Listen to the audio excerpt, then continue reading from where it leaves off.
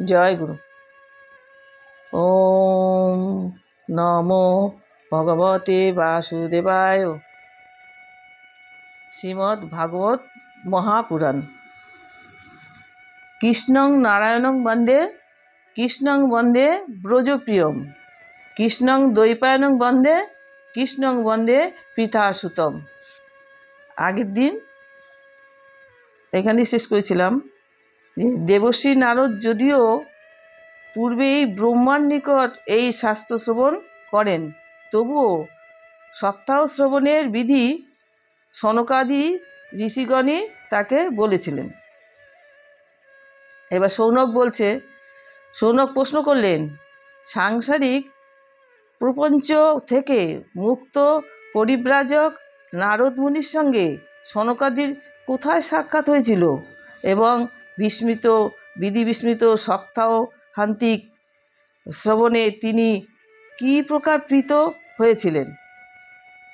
সুত বললেন, আমি তোমাকে এখন সেই ভক্তিমূলক কাহিনী শোনাচ্ছি, যে কাহিনী সুখদেব তার শিষ্যদের মধ্যে যোগ্য বিবেচনায় আমাকে একান্ত শুনিয়েছিলেন। একদিন এই 4 জন পবিত্র ঋষি সৎসঙ্গের জন্য বিশাল নগরীতে এসেছিলেন। তারা সেখানে নারদকে দেখতে পান। সনকাদি ঋষিগণ প্রশ্ন করলেন, হে ব্রহ্মণ, আপনাকে এত ব্যাকুল দেখাচ্ছে কেন? এত কি চিন্তা করছেন? এত দ্রুত চলেছেনই বা কোথায়? আর আপনি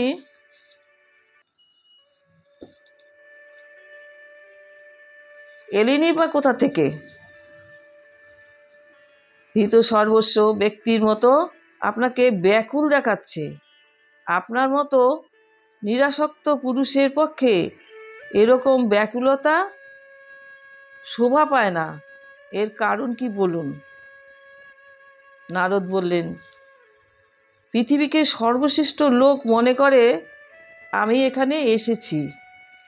এখানকার পুষ্কর, প্রয়াগ, কাশী, গোদাবরী নাসিক, হরিদ্বার, কুরুক্ষেত্র, শ্রীরঙ্গ এবং সেতুবন্ধ রামেশ্বরাদি তীর্থে তীর্থে ভ্রমণ করেছি, কিন্তু মনের শান্তি কোথাও পেলাম না। বর্তমানে অধর্মের সহায়ক কলিযুগ পৃথিবীকে ক্লিষ্ট করে রেখেছে। এখন এখানে সত্য, তপস্যা, শৌচ অন্তর ও বাহিরে পবিত্রতা, দয়া, দান ইত্যাদি কিছুই নেই। হতভাগ্য জীবগণ কেবল নিজ নিজ উদরপুত্তির চিন্তাতেই ব্যতিব্যস্ত। তারা অসত্য ভাষী, অলস, মন্দবুদ্ধি, ভাগ্যহীন ও উপদ্রবগ্রস্ত হয়ে পড়েছে। সাধু সন্তদের যাদের বলা হয়, তারা সকলেই পাষণ্ডাচারণিত হয়ে গেছে। দেখতে বৈরাগী হলেও তারা স্ত্রী ধনাদি নির্বিকারণেই গ্রহণ করে। বাড়িতে স্ত্রী রাজত্ব, শ্যালকগণই পরামর্শদাতা।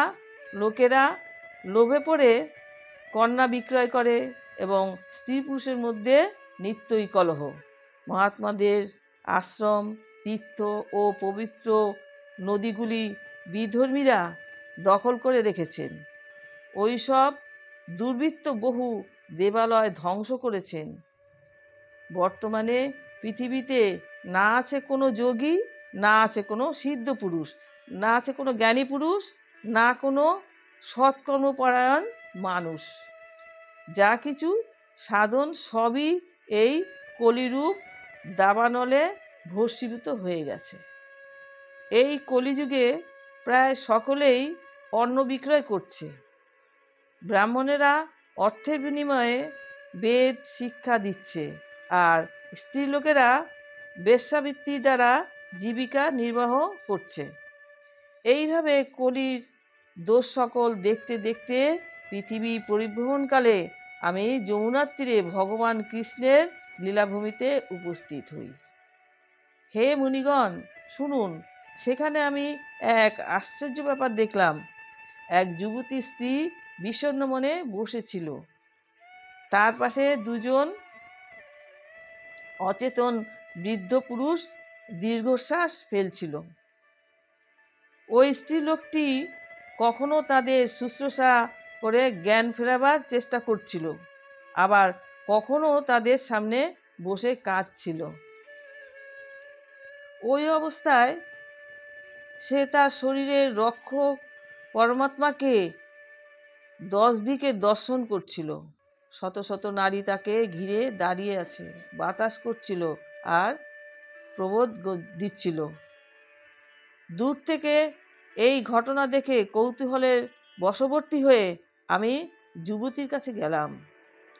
আমাকে দেখে সে উঠে দাঁড়ালো আর অনন্ত আকুল হয়ে বলতে লাগলো। যুবতীটি বলল, হে মহাত্মন, কৃপা করো, ক্ষণকাল অবস্থান করুন এবং আমাকে দুর্ভাবনা থেকে মুক্ত করুন। আপনার দর্শনে মানুষের সব পাপ দূর হয়। আপনার উপদেশ বাক্যে আমার দুঃখেরও শান্তি হবে। বহু ভাগ্যে আপনার দর্শন পাওয়া যায়।